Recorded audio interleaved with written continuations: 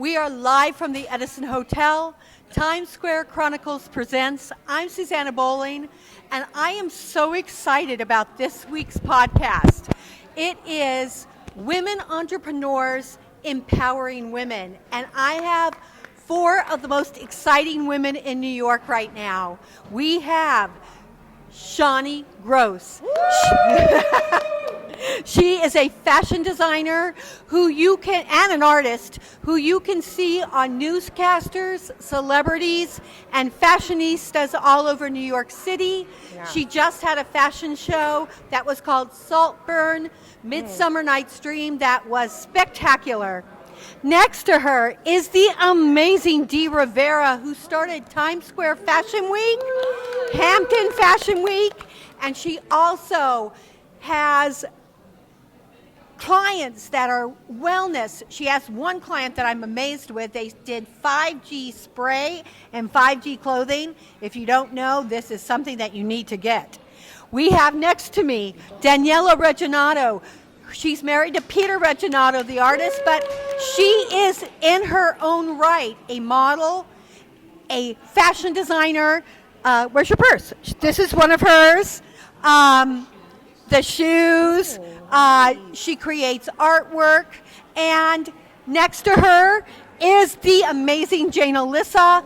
I have her jacket on right now. She creates luggage for Broadway, shirts for Broadway, jackets for Broadway. She uses collage in those things. We are going to learn how all these women got started and how they can help empower you. Shawnee. Hi. How did you start? I started my company really as a trade. I was working for a brand, and another brand came to me and wanted me to work for them.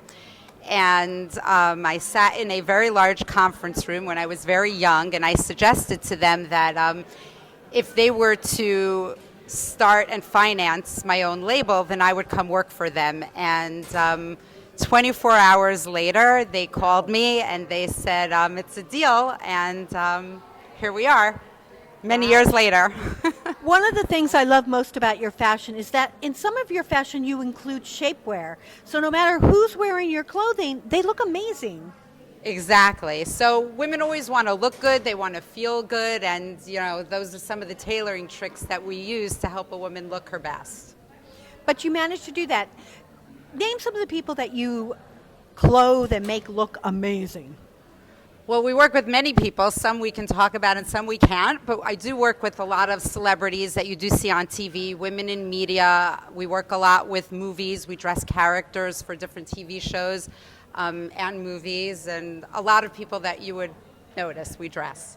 Well, I know one of her clients is Rita Crosby because she's a good friend of mine. Yeah, so Rita's definitely one of them. Dee. Yes. Times Square Fashion Week. How did you decide to do a Times Square Fashion Week? Well, I'm a native New Yorker, born and raised here my whole life, and I was just passing by Times Square, and I had a vision at the Red Stairs at Duffy Square. I took a picture of it 4 years ago, and I posted on Instagram, "Get ready." Fast forward, we did a light pilot with CoverGirl. There used to be a CoverGirl superstore. Oh yeah, I remember that. In Times Square, so we partnered with them. And then fast forward, we've been able to produce a full fashion show at Duffy Square every year with the mayor, with the Manhattan Borough president. We've had designers from all around the world, and we just keep getting bigger. We actually were one of the very only shows during COVID. Everybody canceled their show. Of course. And we did a show. It was crazy because there was nobody in the street, but we did the 6 feet apart chairs. I mean, it's at the Times Square Fashion Week Instagram.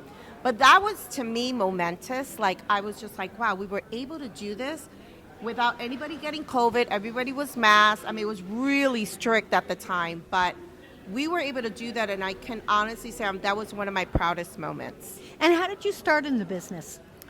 I come from a fashion editor background. So I was the first fashion director for Latina magazine. I worked at Essence. I worked at Modern Bride. Then from there, I went to PR. I worked with a couple PR companies. I was really good at it. I really did not plan to be an entrepreneur. I really didn't think I had that bug in me. And I did, like I'm a monster, right? And so I didn't know that I had that, but it fell in my lap by mistake, to be honest. And so I started doing PR and I was really good at it. And just people came to me. I didn't have to advertise. It was word of mouth. We're going to get back to some of the things you just said because Sure. there are things I want to bring up later. Daniela, how did you get started and what is your passion? Well, thanks for having me, Susanna. What a great team here. How did I get started? I came to the US from quite oppressed society. So when I started in New York, I was literally a sponge. And I always loved being surrounded by creativity and almost, I would say, extreme passion. So I started in modeling as a runway model. I just wound up there. And people I've met, as I said, were incredibly infectious with their talents. And in 2014, there was something that spoke to me. I always had a vision of bridging different media, clothing and art, poetry, philanthropy, and I had the opportunity to bring all these elements under one roof. It was quite successful, and I was very lucky to attract very talented, some undiscovered, some discovered artists, designers, speakers, philanthropists, and we gave them a platform to really convey the story, creativity, so on and so forth. So back in 2014, we started our first wearable art piece, which obviously has been around for quite a while, but I think commercially it became quite a conversation, and we kept busy ever since then. And I feel very fortunate to have met and cross paths with so many creatives from pretty much around the world. So yes. Thank you. Jane. Jane Alyssa is the shyest person ever, and I conned her into being on this show. Jane, how did you get started? Just to say that I was when I grew up, I was a theater and artist and English. I had some gifts. And I knew in ninth grade, I went to the American Academy of Dramatic Arts, and I saw everybody who loved to be on stage, and I said, that's not me. And so I went to my mother and I said, this is not for me, and what else am I going to do? And fast forward many, many, many zillions of years, I started doing art a little bit. My parents were against it. And then in 1985, we started a wholesale business before that. And I don't know, by accident, I painted over stain shawl. And next thing I knew, I was in business. I know nothing about business. It was very difficult to figure it all out. And then in 1985, my mother was diagnosed with leukemia. And I had a lot of celebrity clients because I do very sort of fashion-oriented things. And I ended up deciding to put on a fashion show to raise money for leukemia research. And 5 years later, I met the head of the Marriott Hotel, because somebody recommended that I go there to do my benefit in 1989. And I go and I meet him and I talk to him all about my leukemia benefit. And he says, all right, we're going to give you the room. You're not going to have to pay. And then he takes me all through the hotel. And I am wearing Gucci pants, a big silly top, and he's dressed in this gorgeous suit. And I'm thinking, what is he thinking? You know, what? He ends up taking me downstairs, shows me a store, and he says, do you want a shop in this hotel? Next thing I know, I have a shop in the Marriott. It changed my life. I want to stop you there because one of the most amazing things about all of these women is they give back. Philanthropy is all a part of who they are. We're going to start with Shani. Talk about your philanthropy.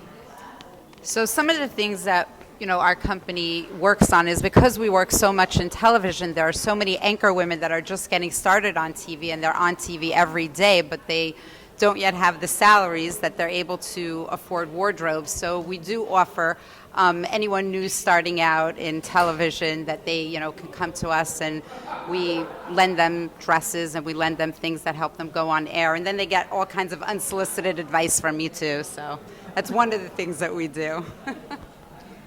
And Dee, I know love you did that. Shawnee's advice. We're friends, and she's always giving me unsolicited advice. I take it because she has really good ideas, by the way. But you also give back, and I know you do. Yes, I do a lot of unsolicited advice as well. However, I do work with the Ellen Hermanson Foundation in the Hamptons. So What I is serve that? on the board. It's for breast cancer, and they do a lot of amazing work with the Southampton Hospital.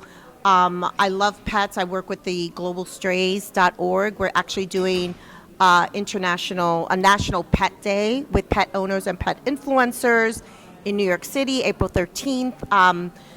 And also, I really try to do one person at a time. I think, when you live in New York, you become numb to the needs around you, and you just become cynical.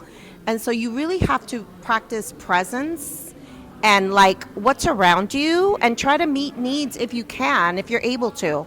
I think that's important, whether you're on the subway, whether you're on the street. We live in a country that's very entitled, and entitlement could be a disadvantage if you don't use it wisely. I agree. Daniela, I know that you give back, and you give back to your country and to other things. Yes, I mean, to follow up the beautiful statement of both of you ladies, it's quite remarkable. Kindness is definitely the newest, most beautiful accessory that we can have and share. But yes, growing up in Eastern Europe, I've seen harsh treatment of children when I was a child, of someone who does not look exactly like you. And when I came to the US, it made me more sensitive to see the difference between privilege and lack and so on and so forth. So the objective that I have been focusing on is to shed a light on less fortunate and children, obviously, since they are the future. I believe they do deserve the basics and justice. I didn't think I was going to go here today, but one of my best friends is actually from Eastern Europe. Okay. And her parents, because she's a girl, consider her chattel. She was raised to take care of her parents.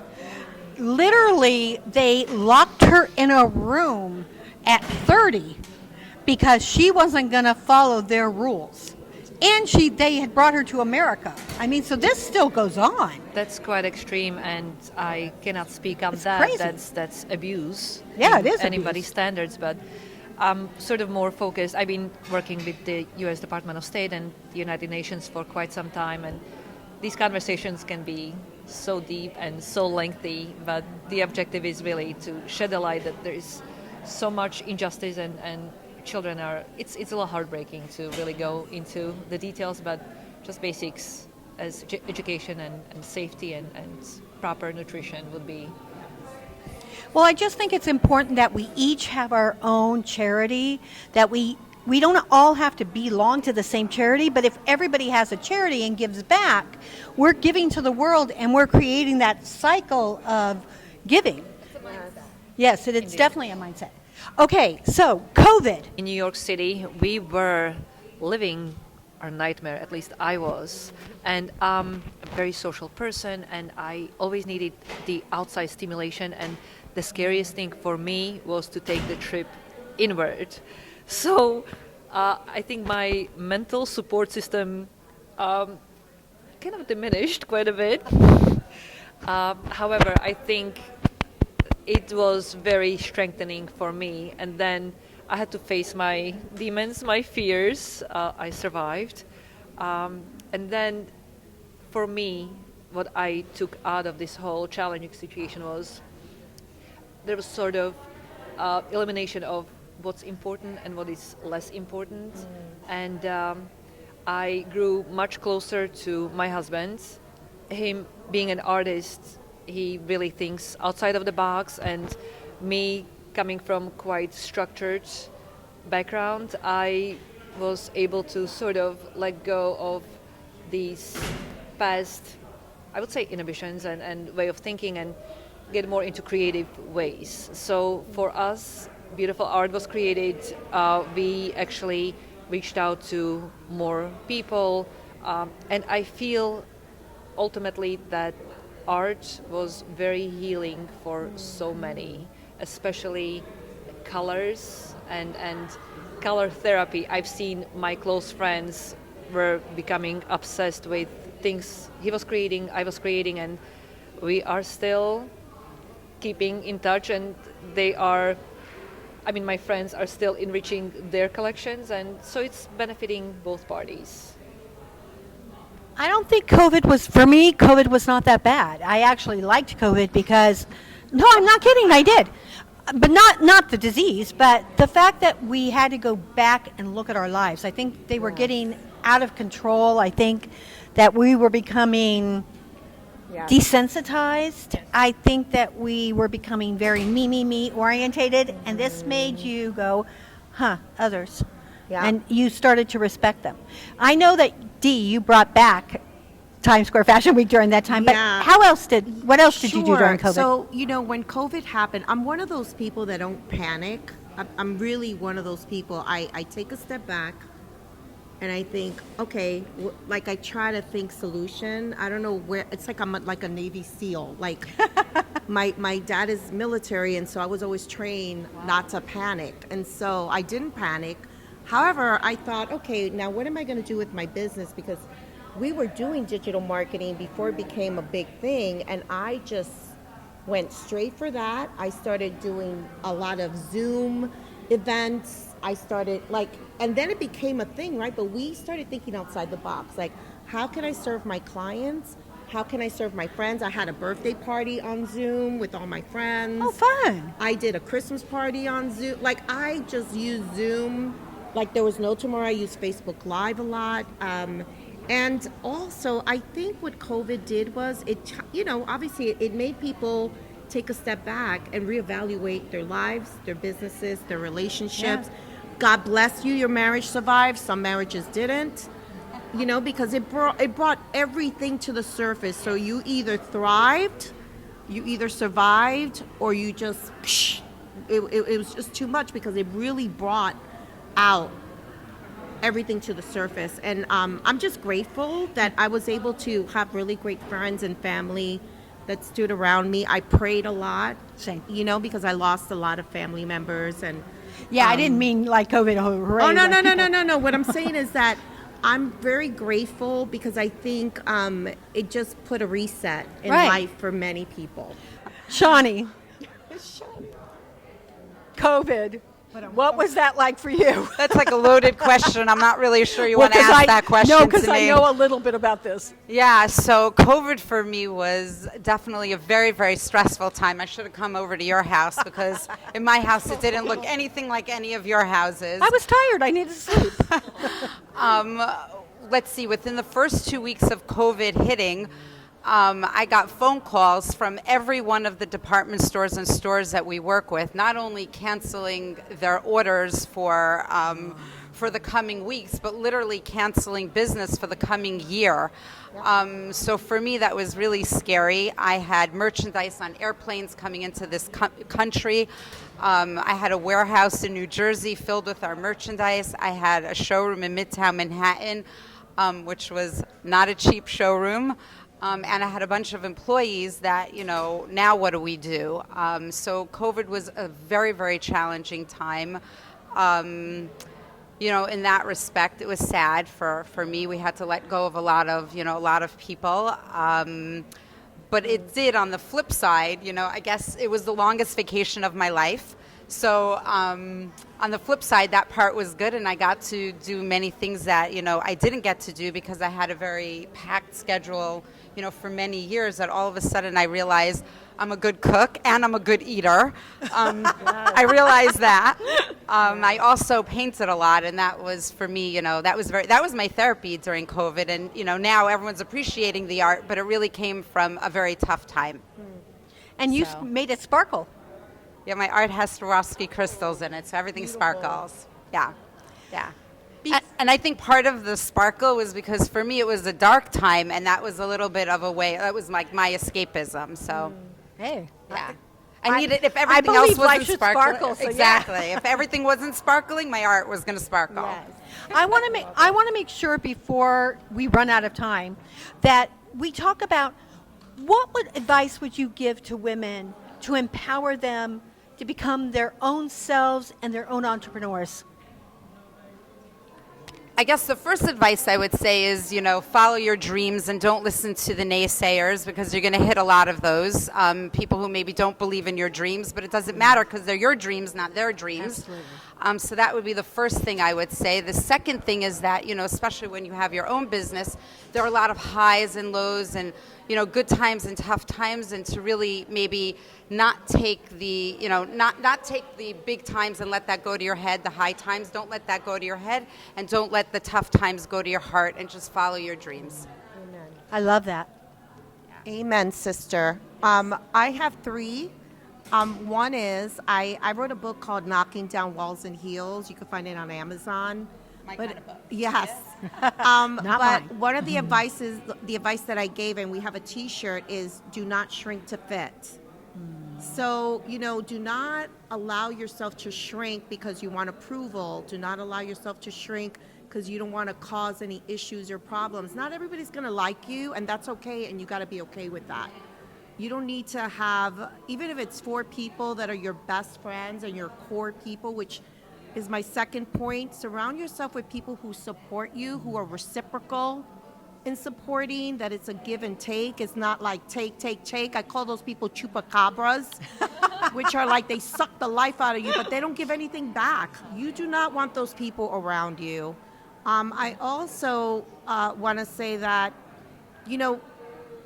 do not believe your own hype, because you're going to get like all these accolades, and then next, people forget about what you did yesterday. So you could get all the press, all the whatevers, right? And then the next day is like, okay, what's next? Right, like who are you? So don't let it get to your head, because it really helps you to stay grounded and humble. And humility is very key in life and in business. I must say that. I would agree. Not many people are humble. I'm going to answer this question before I pass it on to Daniela. I think that every time you think that there's an accident, it's not. It's a place of moving you forward. If it's kind of like the baseball game, if you think it, they will come. Everything that I have done has been because of an accident. Everything. I'm kind of like the Book of Job. But instead of wallowing in that, I tend to think of how can I make something out of it. And I think that we all need to do that. Daniela? Well, again, it's tough to follow these beautiful words of wisdom from all of you ladies, but for me personally, I'd like to take my own advice before I give it. So throughout all these years, I had so many highs and lows, and I can attest to everything that you're saying. But currently, after coming out of the pandemic and different mindset, for me, hugely importance is put on balance. I used to give too much masculine energy, creativity, go, and then we sort of felt so much. So balancing between masculine and feminine, and then your heart is saying one thing and your brain is saying another thing. So again, find this fine balance between both voices, and mostly being authentic. But wait, I have a question. Do say. Why do you see that as masculine energy? Well, masculine meaning creativity. That's what it is. Yeah, feminine get it. too. No, but feminine, it's sort of more feeling and processing. So I'm coming from that aspect. Okay. I'm not saying just wearing a pants making you masculine. That's what you put out. Correct. Ah, Yes, got it. Yes, it's all more about energy and feeling, and that's where I'm coming from, and that's what I'm trying to focus on, balancing all these. I think we're put into a box so many times that this is masculine, this is feminine, this is how you're supposed to be, this is what you're supposed to do. Correct. I'm not good at the box. No, and since At- I came at out all. of the box, I'm pretty good outside of the box as well. Yes. And Jane Alyssa. So I just want to say something quickly. That during, I'd been with somebody for 21 years, and he was ill for a long time. He ended up getting a heart transplant right at the beginning, I think it was September of that year, 2018, I think it was, 2019. And he goes into the hospital, he had the heart transplant, and it's just wonderful. And then he gets an illness. And at that time, they did not know it was COVID. And he dies 3 months later. So for me, the whole COVID situation was very difficult. I ended up sitting in my house because we couldn't work. Right. And so I sat in my house, I played the piano, I hadn't played in years, and I wrote another book. And that saved me, literally pushing myself forward. And then luckily for me, I met 2 producers of Broadway shows, and they ordered artwork, and that saved me and pushed me forward. So you never know, out of tragedy and a lot of pain, just unending pain for a couple of years, I then started to do my benefit again, and now my artwork is out there again. So I'm excited about that. Okay, you're going first again. Love you. We have to conclude this, even though I don't want to. All right. But what would you like our audience to know about what you're doing? What projects do you want them to know about? That's a tough question for me because I'm still going through changes in my life. I'm doing a lot of artwork. I'm doing a lot of work with theater people. And I'm finishing writing that book that I started. And I'm doing, everybody takes hats off my head. So we do something called Hats for Health. This is 30 years old, and people see me on the street and they want the hat. So we're going to stay with the hats and go forward. And jackets and whatever, and Broadway things. Broadway thing. I love Broadway. That's amazing. Daniela, what would you like people to know about what you're doing? What's next? Well, I'm a team player, so a lot of emphasis is on my husband's work, American abstract artist Peter Reginato, and then I made his talent sort of translate into shoes and scarves and all different articles of fashion. So, and creating DZ Zone NYC, just sharing the color scheme everywhere. Dee, what would you like people to know of what's next for you? She needs a whole other show. I know. Oh my God, no! You know, it's so crazy because I'm thrilled that everyone's here today, but honestly, they're all shows in themselves. I'm like, what's next? Okay, I was just sharing with Shawnee that in the next 5 years, there is an exit strategy. I do want to sell my businesses, and then I want to be a speaker. Wants to buy it. To empower women. So I'm working on my TED Talk, but I do want to empower women because I'm really good at that. And I really want to share and kind of pour into women's lives and help them with their self-esteem, help them to empower them, and help them to reach what I was able to get to in life. And then I'm going to Milan. I'm working on Milan Fashion Week, so I partnered with them. And so we're working a couple things this year. And I just have to say I'm really grateful to Dee because she was supposed to fly out at 3 o'clock today, and she postponed it to be on this show. It's So really I'm 'cause she very, wants to have I'm dinner very with me. grateful. Shawnee, It worked out. what's next for you? Well, I'm going to continue making amazing dresses. Yes. I have a fine jewelry line that is launching this year, as well as my first art show. So I'm going to keep painting, and I'm going to keep making fabulous friends like all of you. Thank you.